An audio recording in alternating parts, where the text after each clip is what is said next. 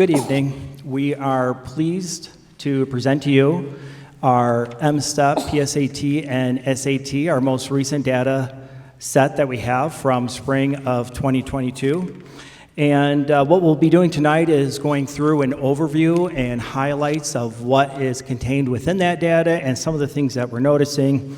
And what's really nice is that we're able to now triangulate our data, which in the last couple of years has been difficult to do because we did not have any state assessment data in the spring of 2020. And then if you recall, although we had assessment data, state assessment data in the spring of 2021, not all students took that assessment. That was, of course, not only for Bloomfield Hills, but statewide. So as we were looking at those scores, you might even recall us saying, well, you know, the student achievement data that we're looking at, they appear to be strong, but we really weren't sure because we didn't have a complete data set, nor did other districts or the state have complete data sets. This year, however, this is a complete data set, so we're able to now start triangulating that data, which is the usual practice that we do with our internal data, with external data, and then also what we're seeing with classroom assessments. And all of that starts to tell a story for us. Back in 2018, in fact, I'm looking at the board right now, some of you are in the room when we launched a new strategic plan, and within that strategic plan, there was some lofty goals, and particularly around academics, really focusing in on a realignment and really kind of bringing back a sense of a renewed focus, particularly around the core for ELA and math. And that, of course, includes all of our programming, but specifically in those areas. So we'll be touching on that as we go through this data set. And simultaneously, as we were launching that strategic plan, we also had a focus in what we were really referring to as a philosophy of resourcing our teachers differently. At the time, back at that time, there was a lack of alignment between our schools within the district, and that had come out of a different era where everybody was sort of like piloting or having their own focus, and what we were finding from that is some fragmentation within that core programming. So we wanted to bring all of that back in to really become a school district rather than a district of schools. And we keep making progress on that every year, and it's allowing us to build much stronger systems that around coherence and can be much more nimble and focused in. It allows us to look at our data more effectively and move through processes like MyKIP or school improvement, and then also leading into some of this curriculum work that we've been doing. Really, though, at the end of the evening, the real story here is that our teachers are absolutely exceptional. They are the real heroes. Yes, we are always we are doing traffic control, we're trying to prioritize, we're trying to shift resources, we're trying to look for what are the right drivers that are going to have the most significant impact. But at the end of the day, our teachers in front of our students, they are the real heroes. They're the ones that helped us move into really what we see quite a bit of progress and what is a nice reflection on our core programming as we go through this. I have some members of Learning Services here to kind of help guide us through some of this data, and then we'll be looking for any type of questions at the end of that. And the first slide up, I think Carrie's going to jump into. Yep, so this particular slide is just a reference for you of all the assessments that are taken at every single grade. The only difference since some of our benchmark assessment laws have changed, some of them used to be optional, they're now required. So it's just a reference from you of all the assessments that our students take across every single grade. This is just a reminder, particularly as we look at state assessment data, that it is just a summative assessment. It's typically at the end of learning. It's one data point in time in a student's learning journey, and that a state assessment, a summative assessment like MSTEP, PSAT, or SAT, is a part of a larger balanced assessment system. We use classroom assessments, formative assessments, our benchmark assessment system, which is FastBridge, along with these state assessments, to help provide us the information that we need to support our students every day. State assessments we know across the state are used to help our policymakers at the Michigan Department of Education, and then internally within our own district to look at our programming and how we're doing over time and look at our trends. Our state assessments are not designed to be diagnostic to a point where we can drill down to a level where we can drive our day-to-day teaching with our students. So just to reiterate really quickly, one of the things that Carrie was mentioning there is really what we refer to as like a balanced assessment platform. And absolutely, our M-STEP scores and PSAT, SAT, taken in isolation, don't really tell a story. It's very difficult, in fact, to really use that data for any individual child.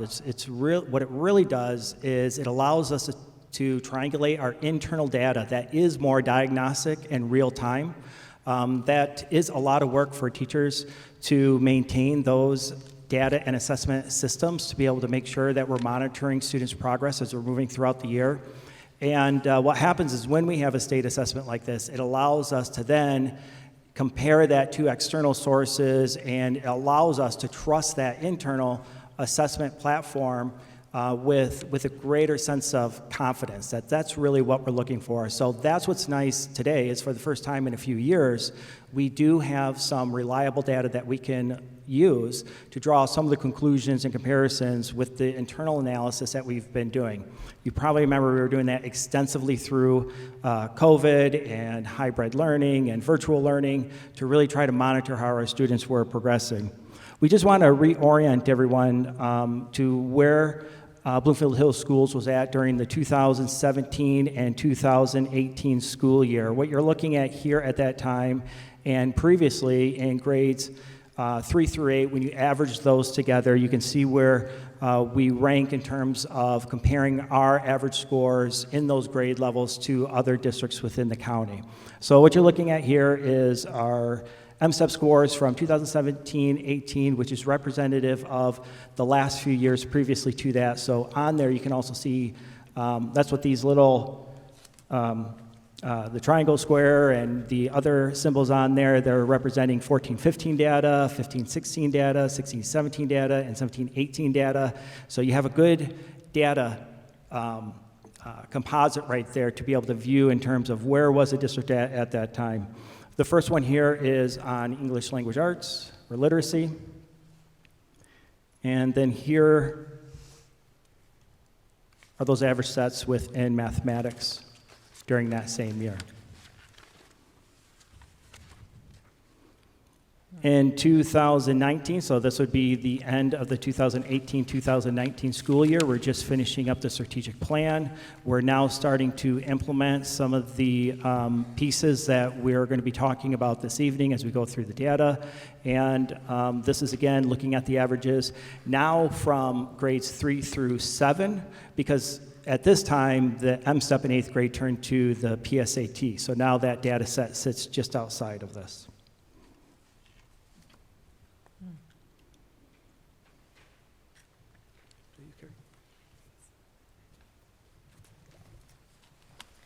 Okay, so let's take a look at how we did in Bloomfield Hills, and we'll also have a chance to see how we did in comparison to the state and county, as well as in comparison to other districts.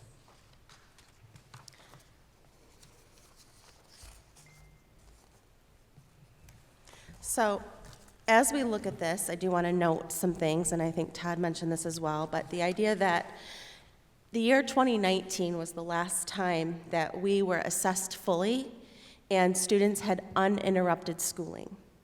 In 2020, we know there was interrupted schooling and assessments were not given, so we don't have a column for that data as there's no assessment data to look at. In our district, in 2021, when we had hybrid learning and we were moving in and out of different models, we had approximately across the district, if you recall, about 77% of our students take state assessments.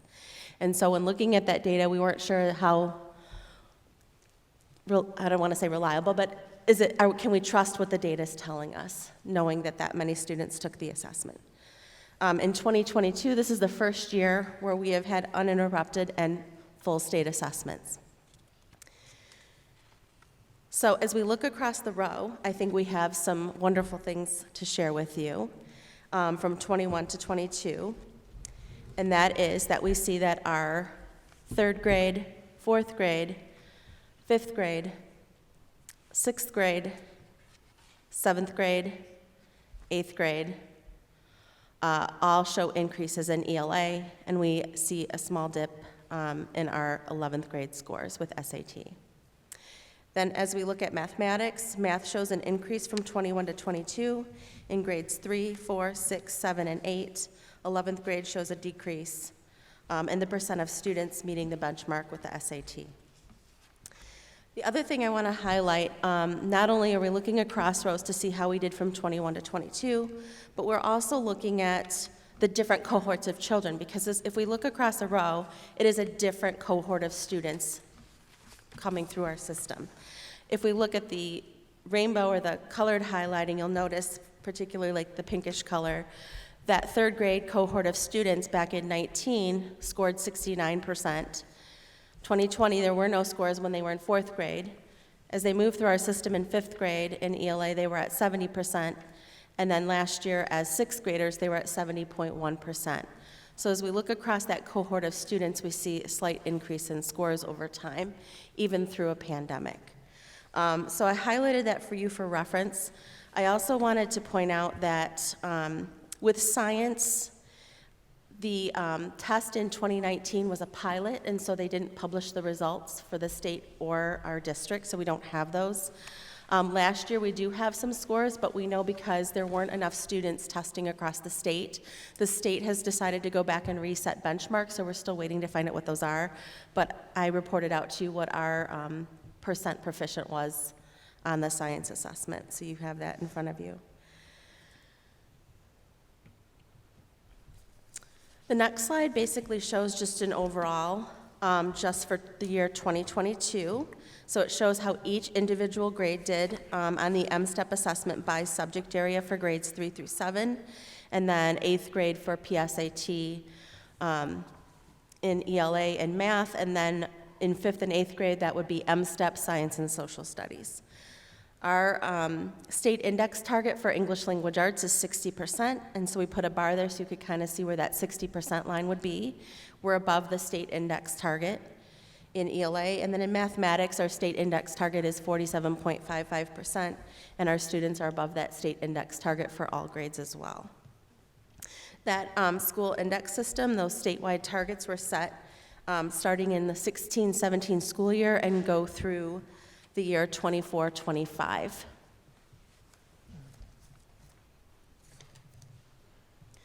This next slide shows just an overview again of how we did in 2022 and how Bloomfield Hills schools did compared to the county and the state assessments.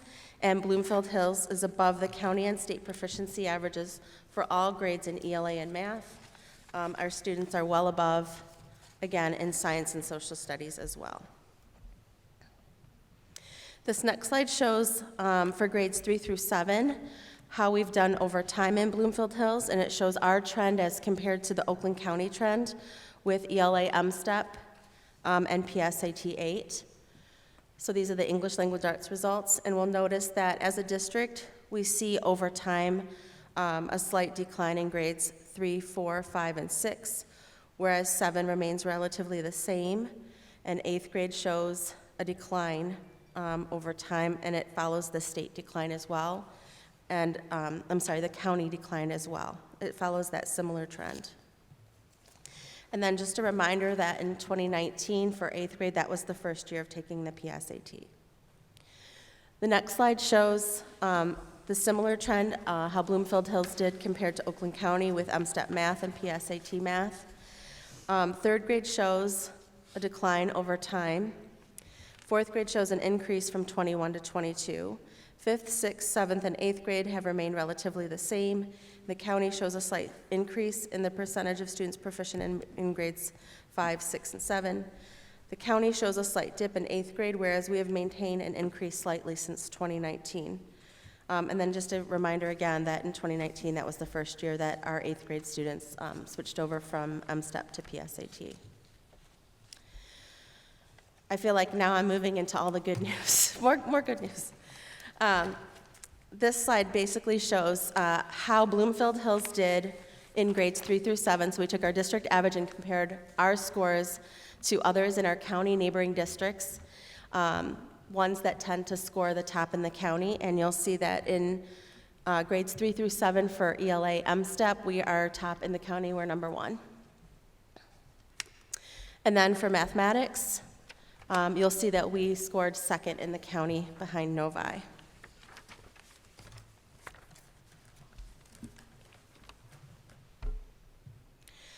This next one shows PSAT 8.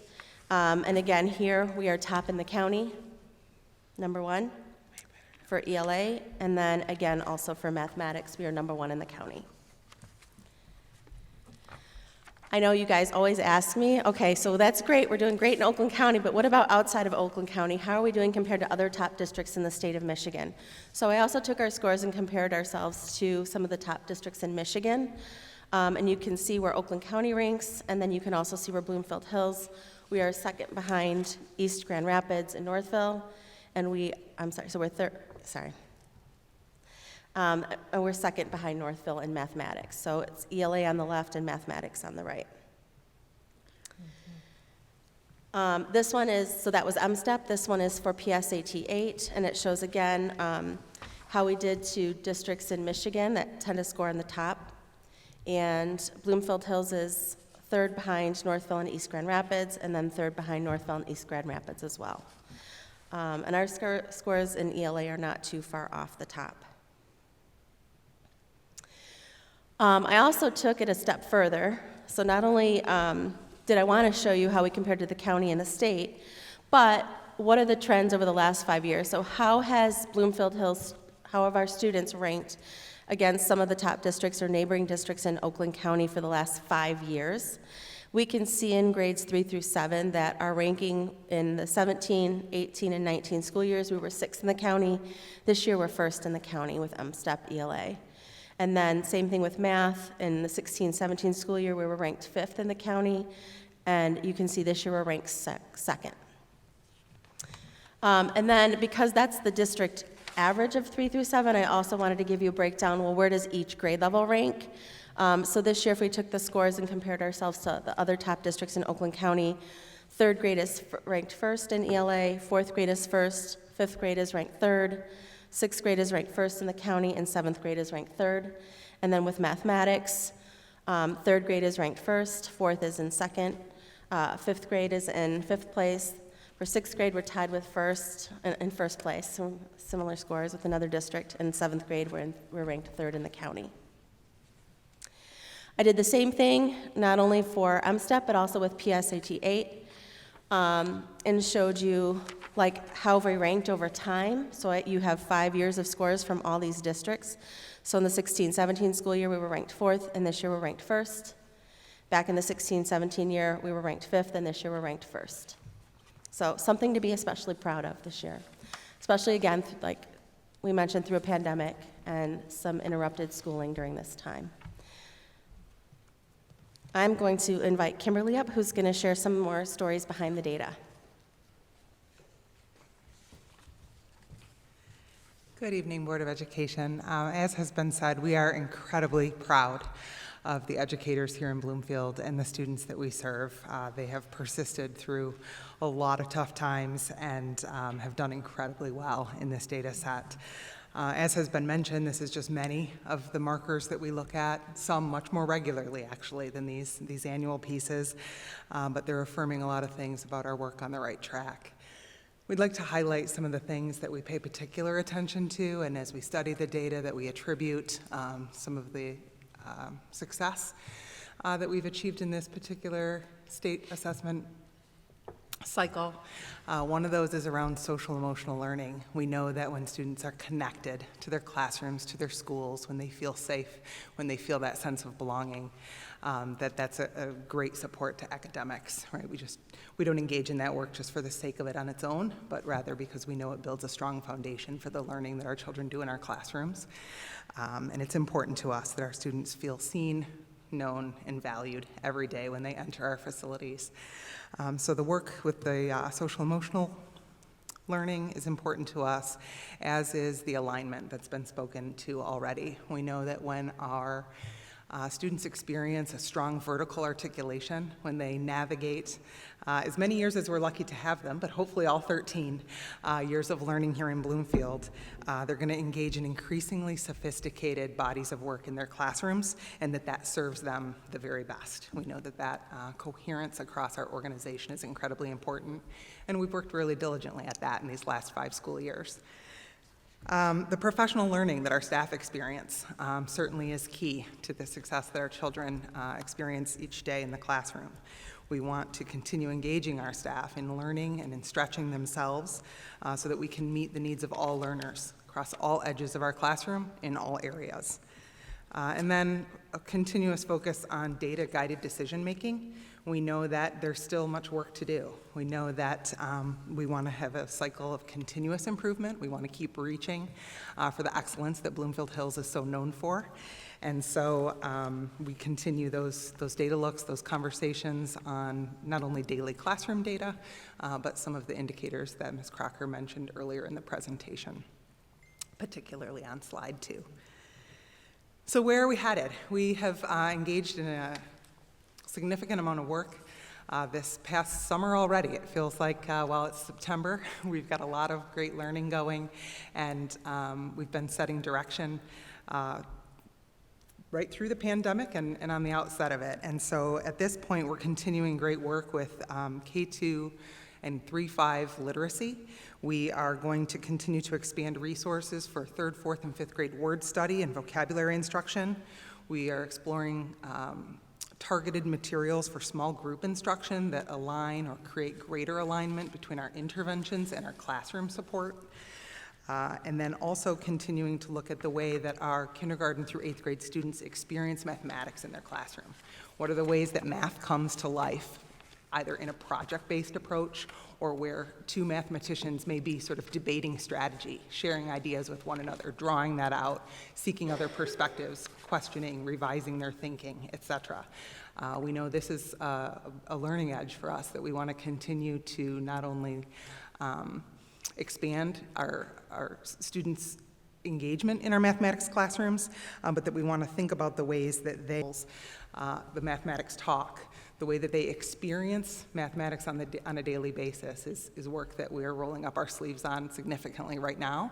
And we know that our staff need continued support with that. We're looking at how coaching models might work in ways that allow us to think about both stretch within our classrooms for mathematicians as well as support for mathematicians that may need either some extended time or an alternative approach or another small group table to go sit at and have another look at something.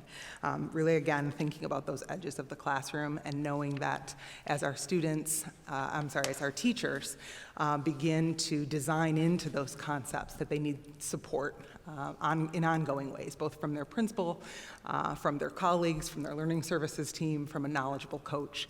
So we're exploring those concepts right now, as well as thinking about how that same kind of colleague on the side helps us explore and continue to expand our STEAM and maker-centered learning.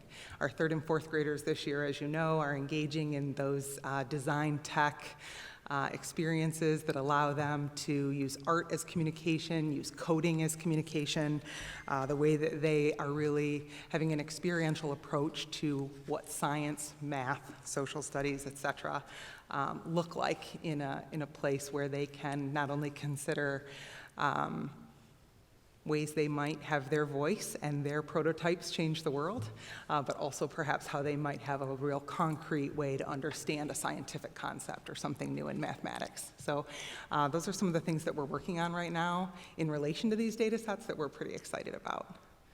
Thank you very much.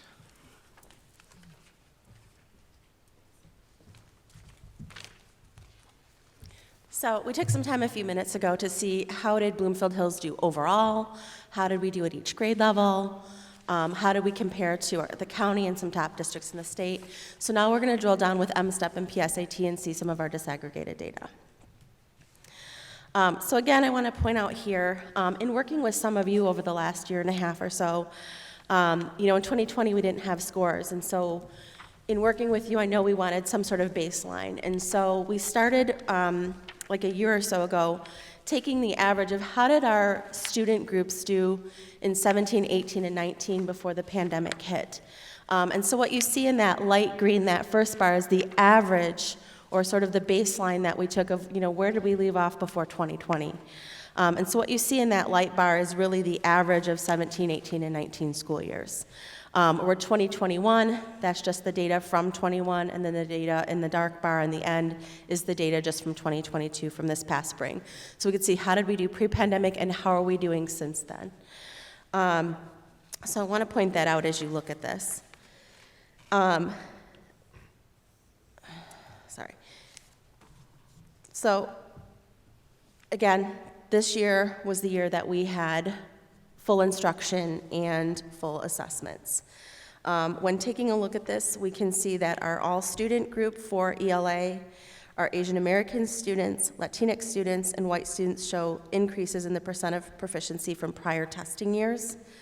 Our Black African American students, students experiencing poverty, our English learners, and students with IEPs see decreases from previous years.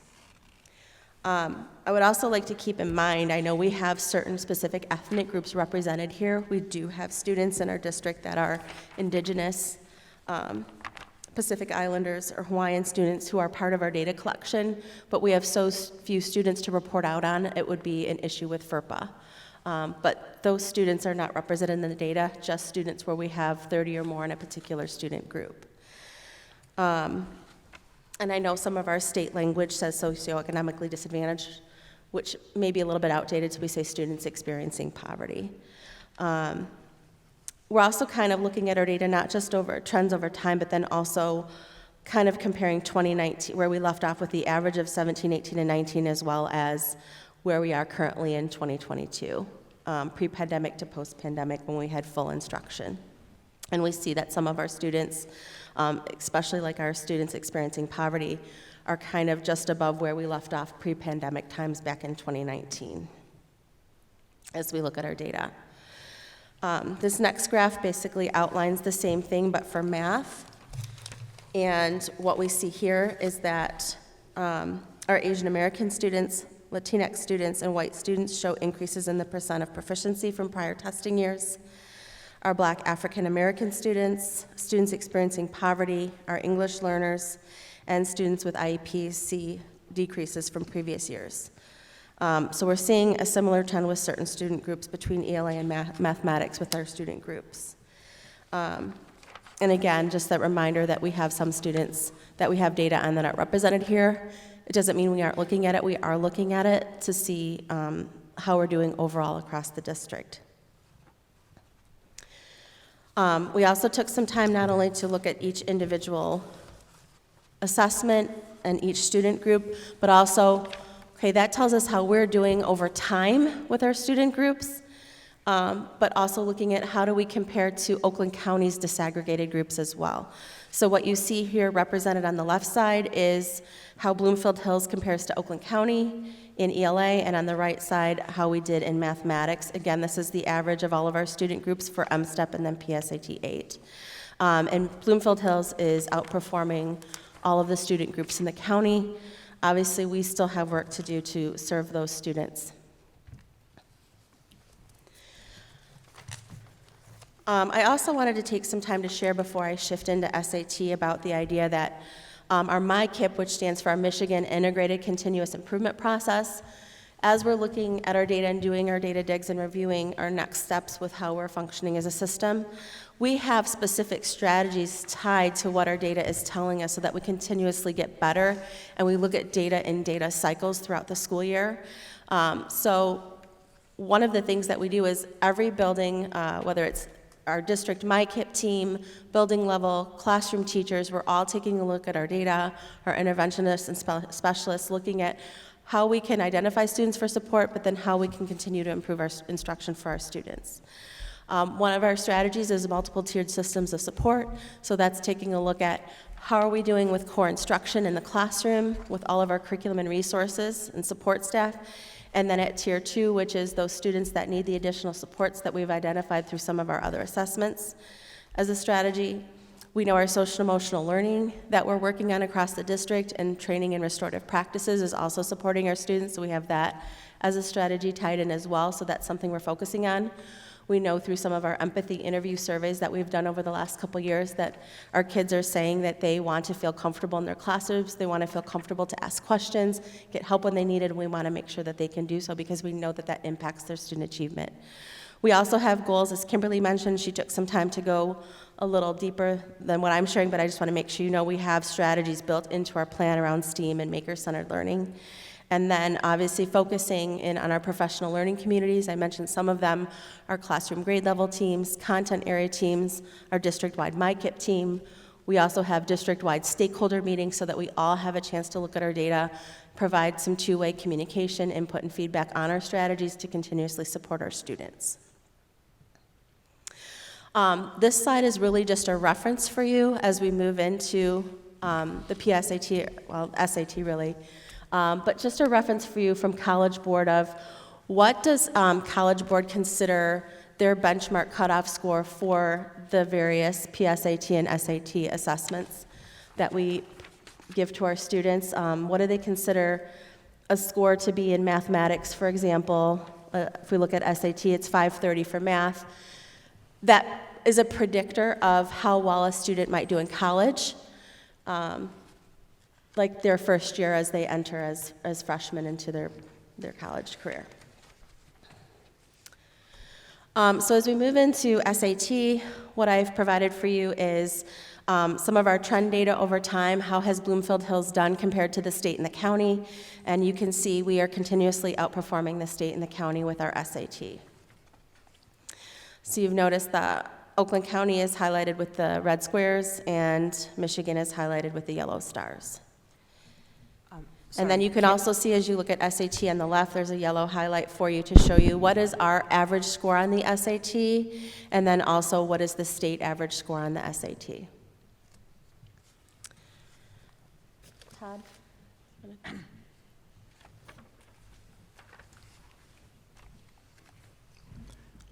So as we jump into the next set of data, similar to what we did for the MSTEP and PSAT, we just wanted to go back in time a little bit to give a little bit of a historical view of where the district was at. So what you're looking at here is a data set from what I can see from 2016, 2017, 2018, 2019, along with where our students were at that particular year on the SAT.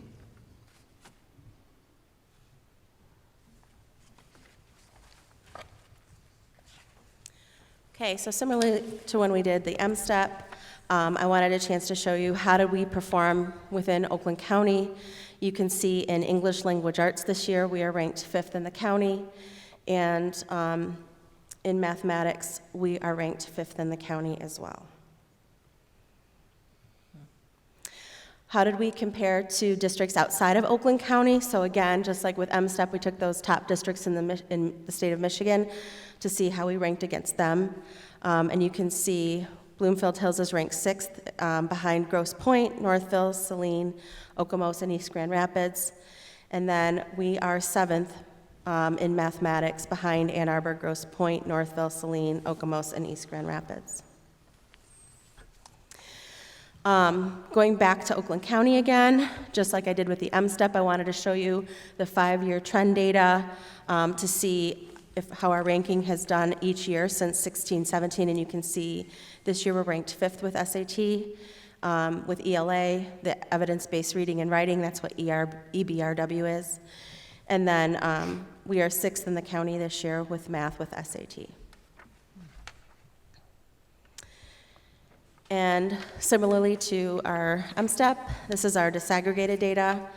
So you can see our all students actually took a decrease over time. Remember that 17, 18, 19 is the average of those 3 years, so that we had a baseline of where we were before the pandemic hit. And then the 2021, we have the scores in from last year, but remember about 77% of our students took the actual assessment. And then 2022 was when we had full instruction and full assessments. We are looking at how we're doing over time. We see that our Asian American students increased from 21 to 22. Our African American students dipped from 21 to 22. Our Latinx students increased from where we were in 2019. Last year, we didn't have enough students to report out on, and this year we do, but we can see an increase from the baseline to 2022. Our white students went down from last year. Our students experiencing poverty show an increase in English language arts. Our English learners took a significant drop, and our students with IEPs took a significant drop from last year to this year. This is a little more detailed. This is how Bloomfield Hills did against Oakland County for every single student group. So what you see here is we outperformed the county for every single group, but I also took time to include the students with an IEP or the students without an IEP. Students experiencing poverty, students not experiencing poverty, so you could see it's every single group that's available to us. So this is English language arts or evidence-based reading and writing for SAT. And then for mathematics, again, the 17, 18, 19 is the average of how we did in the light purple. We can see our all-student group drop from 21 to 22. Our Asian Americans show an increase from our baseline average, and then even from last year, we show an increase. Our Black African American took a drop from 21 to 22, but performed higher than they did at that 2019 baseline where we left off. Latinx shows a decrease. Our white student group shows a decrease. Our students experiencing poverty shows a decrease from last year. Our English learners and our students with IEPs all show decreases over time. And then for math, I also took time to pull all of Oakland County's groups so I could see how we compare across the county with mathematics. And you can see we're still outperforming all of the student groups. Where we're just above or ranking very closely is with our white student group and our students that are not experiencing poverty. This time I'm going to invite Sarah up to talk a little bit about some of our high school data. Thank you, Carrie. Hello, board. Just as a plug, just that you should take the stats class in high school in case this was exciting for you. We have 2 full classes of statistics that you could take. Okay, all right. Thought I'd just join something in here. So first of all, the story behind our data for our secondary students. We've mentioned this a couple times this evening, but the COVID-related fragmented learning, specifically for the juniors that took the test last year, this year's current seniors, that means that their critical years of Algebra 1 were impacted in freshman year and then sophomore year, depending upon where they landed with algebra, and also in junior year a bit. But to keep that in mind in terms of the COVID-related fragmented learning. The other thing is, prior to COVID, we had begun a study along with our bond work about ways to envision new middle schools. And so the bond work came about partly because we were looking at, we want to do different programming at our middle school level. And in that process, we also did a time allocation study across the county in terms of how much time was spent in core classes across the county and the neighboring districts. And at the time of the study, which was 2018, 2019, Bloomfield Hills schools had the least amount of time on core instruction at the middle school level, specifically in math and ELA in comparison to other districts in the county. So just another story behind that data a bit. And then also looking at the juniors themselves and tracking them all the way back down to 3rd grade. Their mathematic instruction also had a little bit of fragment in it in terms of we were in everyday math, and then we shifted out of everyday math to a more site-based, site-created math resources, and then coming into, I believe it was 8th or 9th grade is when we introduced the Envision Math, Big Ideas Math in. So they had a slightly different mathematical course than our current students have in terms of a coherent program that went K-12. So future focus for middle school, this is going to take the 6th, 7th, and 8th graders. With the new buildings, we are super excited to also look at different time allocation in those core subject areas. Basically, it's a fancy way of saying there's going to be a different schedule. And included in that schedule will be an extended time in both ELA and mathematics at all 3 grade levels, along with advanced program that's embedded within the programming. For math specifically, our K-12 alignment with curriculum allows for both curriculum alignment and also advancement in mathematics. The first cohort of students that had Envision Math, which is our current K-5 mathematics program, our current 9th graders had 1 year of it. Our current 8th graders having 1 or 2 years of it back in 4th and 5th grade or 5th grade when we brought on that whole program. And then they had the big ideas mathematics all the way through 6, 8, which our current juniors did not have. Or not current juniors, last year's juniors did not have.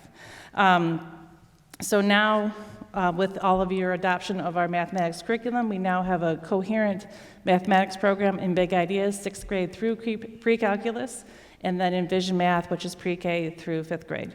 So that instructional coherence is the fancy word for it, but in terms of content and curriculum that is vertically and horizontally aligned has now come into place, and we're starting to see those results in our students, specifically in grades 3 through 8.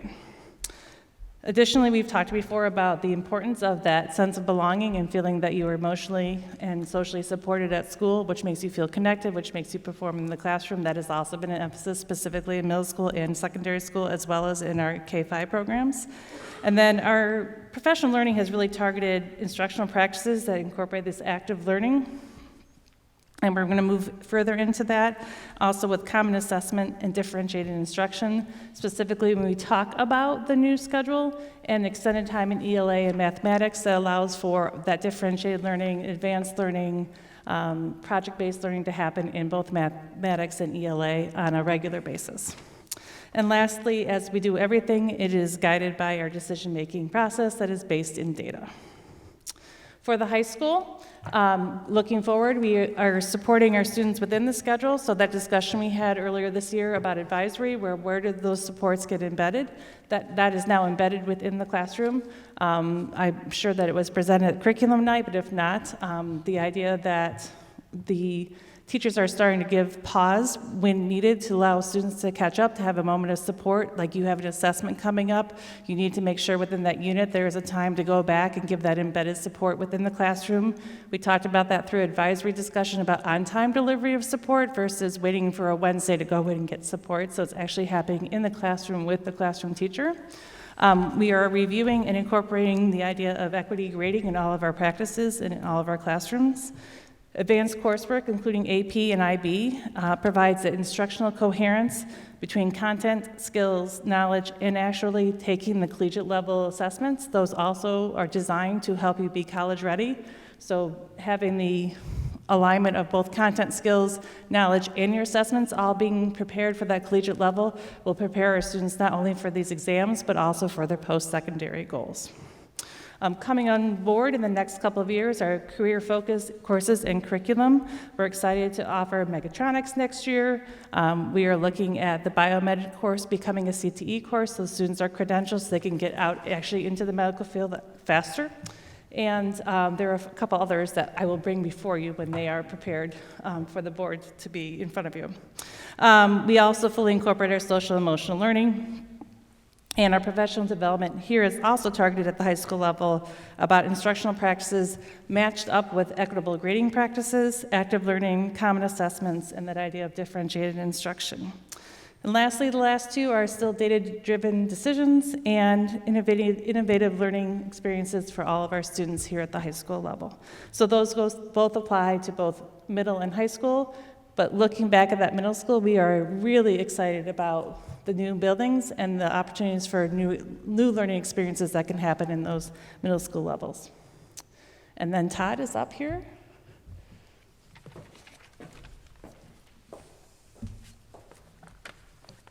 Well, it's been a few years since you've seen these charts because, again, we haven't had the state assessment data to really review this, but this was something that we started back a handful of years ago where we were trying to track how Bloomfield Hills was doing in comparison to the average of the 5 top districts, because if you're just looking at one data point, that can get a little bit looser, but once you average 5 districts together, that line starts to become a little bit more stable. So you can take a look at how our average for grades 3 through 8 are comparing to those who are performing at the top level in our county. So this is what that looks like over time. You'll notice there is not any data for 2020 because we did not have any state assessments that year. And what we noticed internally, particularly as we started to close out the 18-19 school year, and particularly in the fall of 2019,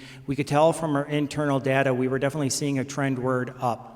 And it doesn't show it on this chart, but I believe I put it in the weekly board report either last time or perhaps a couple weeks ago, but where it's a table that basically shows where Bloomfield Hills is showing up as one of the top 3 and sort of tracking that over time in each one of those grades. And what you can see is it starts to appear as we get to these last few years. We were expecting in 2020 to start showing some 2s and 3s that year. Unfortunately, we were never able to take the state, well, if I was going to say something was unfortunate, COVID was certainly unfortunate, and as a result from that, we could also not take the assessment that year. But our internal data was really showing us a positive trend.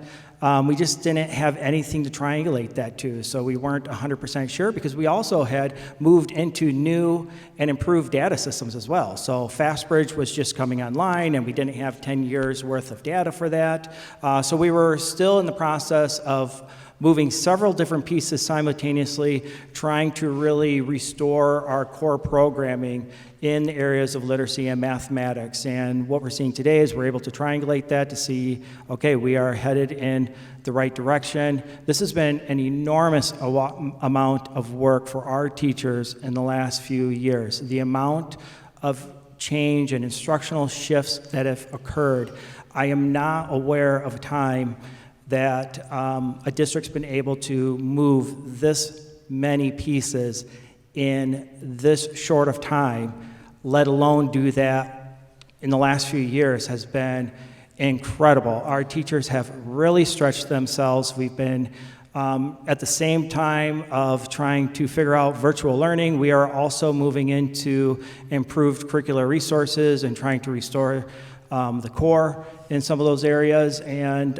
what we're seeing is that has started to work for us.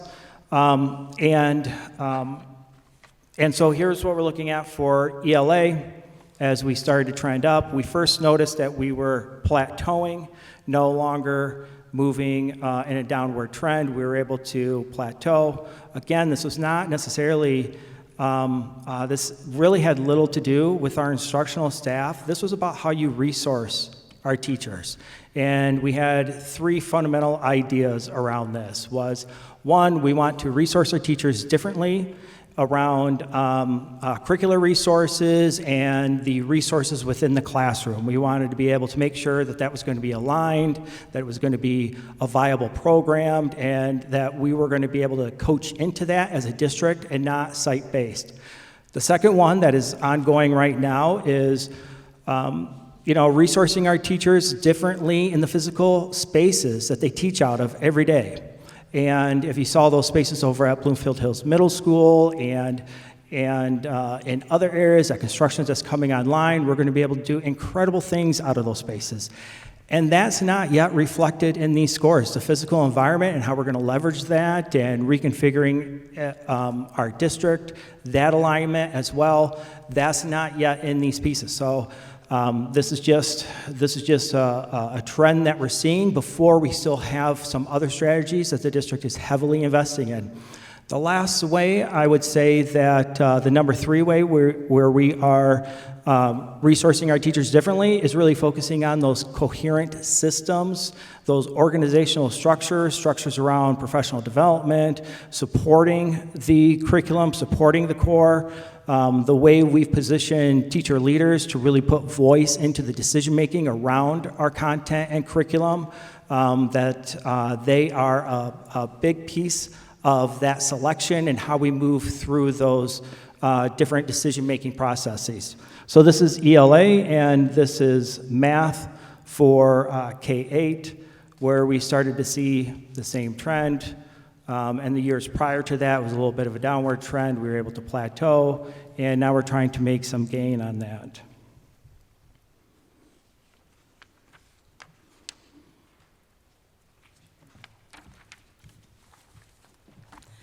All right, our last noteworthy piece of data that I'm excited to share.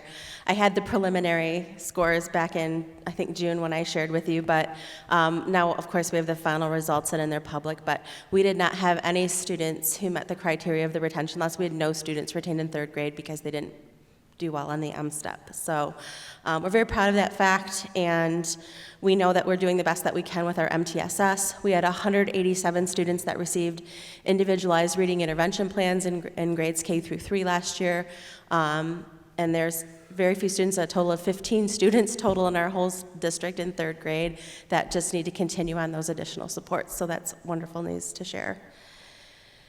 So I want to thank you. I think, you know, it's a lot to put this together, and I'm just so happy to share that we had some, you know, great news to share with you. To be ranked #1 in the county in some areas is just wonderful news. It shows we're on a right trajectory, but yet you can see in some of the other data that I had to share with you, we still have work to do, and we still have to keep working at doing better at how we serve some of our student groups. So, thank you.